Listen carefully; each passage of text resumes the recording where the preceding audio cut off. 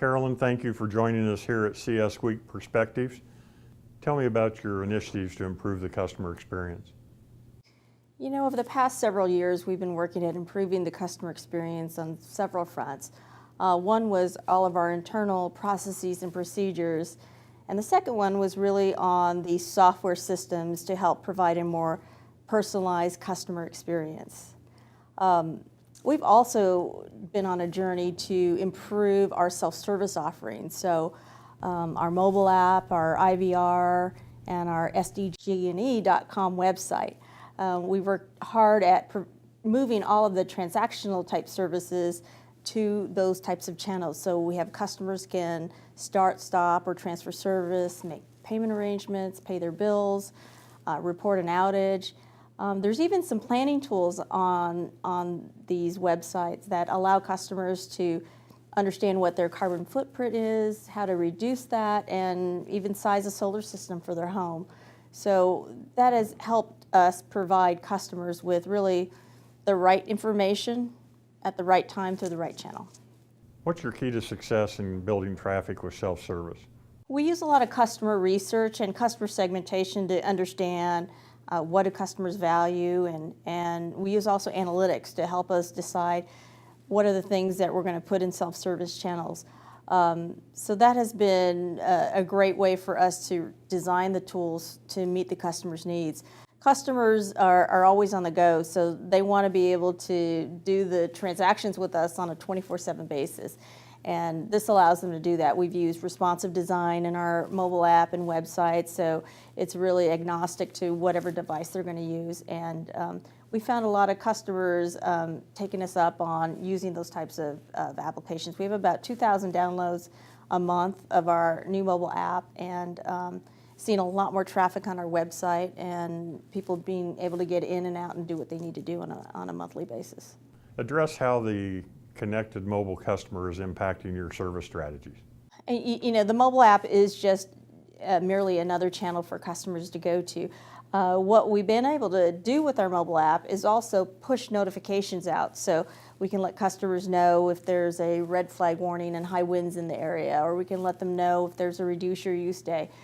So that's been a popular function for us, but we find a lot of customers that are using our mobile app are using it to see where an outage, if the outage has occurred in their neighborhood, and what the estimated restoration time is. That's probably our most popular function of our mobile app today. The second part of that is customers pay their bills through that and also can see their energy use. So those are probably the three most popular functions of that. But now we allow customers to report an outage through the mobile app, and they can also see our videos through that, through their YouTube channel. So that's been a great way to reach out to customers that on both Android and iOS systems. Speak to the role trust plays in the customer experience. There's really 4 critical elements that I think in an organization to build trust with customers. The first one is you need to be open and transparent with customers. Our research tells us that all the time, and sometimes it can feel uncomfortable to do that, but customers want to know when their rates are going to be increased. They want to know the right estimated restoration times, and it's our job to tell them that. So being open and transparent is probably, you know, a number one factor that we need to continue to do that. The second element is our ability to listen to our customers and really understand their needs. So there's not a project or a decision I make without looking at customer research and looking at the customer segmentation to make sure I understand that. And, you know, I go out to customer forums, to customers' businesses. I get a lot of letters from customers, so I use all of those data points to help make the decisions and drive the products and services we have. The third one is to simplify your jargon. A lot of times utilities speak in their own language, and it's hard sometimes to take those complex messages and make them into bite-sized, digestible pieces of information. So that would be my third element. And the fourth element, I think, is building robust tools for customers to use that can help them meet their energy needs. It's not a one-size-fits-all game anymore, and customers come in all different sizes and shapes, so you need to understand what types of channels they want to get the information through and be able to provide that to them in those channels. Tell me about the role smart meters have played in improving the customer experience. Last year we started a particular challenge around rates, and rates were increasing for a variety of reasons. And so what we did was we tailored each of our letters to the segment that the customer was in. And through that, we offered personalized solutions for each of the segments. And so that was one of our first starts of really personalizing the solutions to the customer's unique needs. We also have a couple projects that are going on right now. One is called the Smart Energy Advisor Desktop, and we also have a customer analytics system project that is going live soon. And what those will do is will provide really this personalized set of solutions that will meet our customers' unique needs. And so it uses segmentation information, transactional information, and if any information that we have on the customer to really package up solutions such as pool pump rebates and air conditioning cycling programs or lighting retrofit projects. So it's taking all those analytics and developing these packaged personalized solutions. So those are a couple examples of ways that we're working on that. We're providing customers with goals and alerts so they can either get emails or text when their bill goes over their own personal threshold, whether it's $100 or $200 or $500. It also emails or texts customers when they move from one tier to another tier. We have text and emails for outage notifications.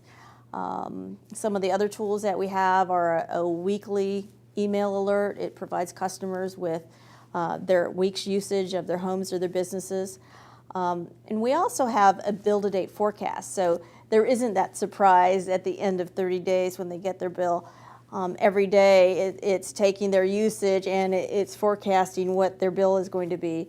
And so it's really helped eliminate some of those surprises that we used to have prior to smart meters.